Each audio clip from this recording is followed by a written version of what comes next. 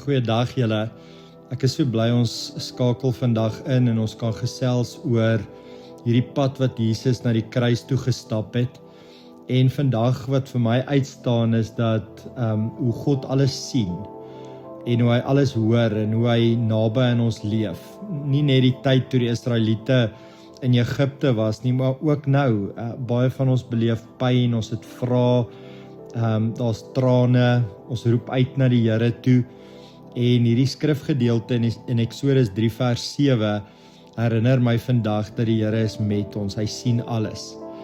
Toe sê die Here, ek het duidelik gesien die ellende van my volk wat in Egipte is, en ek het hulle jammerklagte oor hulle drywers gehoor.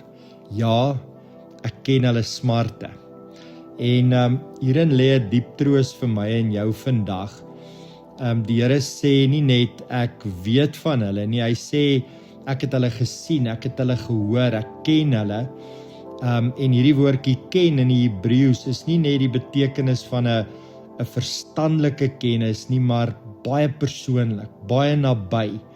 Amper 'n meer lewende ervaring wat die Here saam met ons het. Hy sê, U ken my pyn van binne af.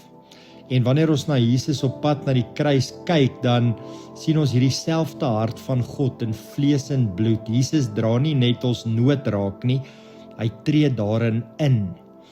Op pad na die kruis sien ons nie 'n koue verlosser wat net een kant staan nie, maar een wat hoor hoe mense roep. Hy hoor die blindes langs die pad, hy hoor die skare se spot, hy hoor die fluister van vrees in sy disippels. Hy hoor selfs die stil nood van die wat nie meer woorde het om te praat nie.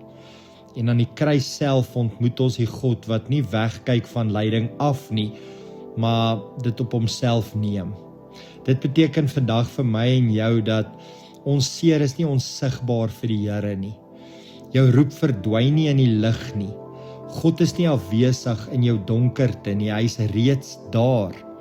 So ek wil jou begelei in 'n geestelike oefening en ek wil jou vra om lekker net rustig te raak, stadig asemhaal, laat jou skouers net rustig hang, maak jou hande oop in jou skoot as 'n teken van ontvanklikheid en dan fluister jy nou saggies hierdie frase saam met my. Here, U sien my. Here, U hoor my. Here, U ken my smart. Here, U dra my op U hart. Heilige Gees, laat my rus in God se genade. Vader, dankie dat ek nie myself eers hoef reg te maak voordat U na my luister nie. Dankie dat U liefde altyd eers te beweeg in my lewe. Dankie dat Jesus se pad na die kruis vir my wys hoe diep U betrokkenheid gaan. Here, tot in verwerping, tot in wonde, tot in die diepste plek van ons menslike nood. En tog is selfs die kruis nie die einde van die teenwoordigheid nie, maar die openbaring daarvan. U is die God wat afkom, wat red, wat dra, wat herstel. Here, maar ons wil ook vir ander mense bid, mense wat vandag voel asof niemand hulle raak sien nie, vir die wat onder swaar laste leef, vir mense wat stil huil, vir die wat moeg geword het om te bid, vir die wat deur onreg, verlies of innerlike worsteling gaan, Here. Here, sien hulle raak, hoor hulle, trek hulle naby deur U Gees. Laat die sagtheid van Jesus hulle ontmoet op plekke waar niemand anders kan kom nie.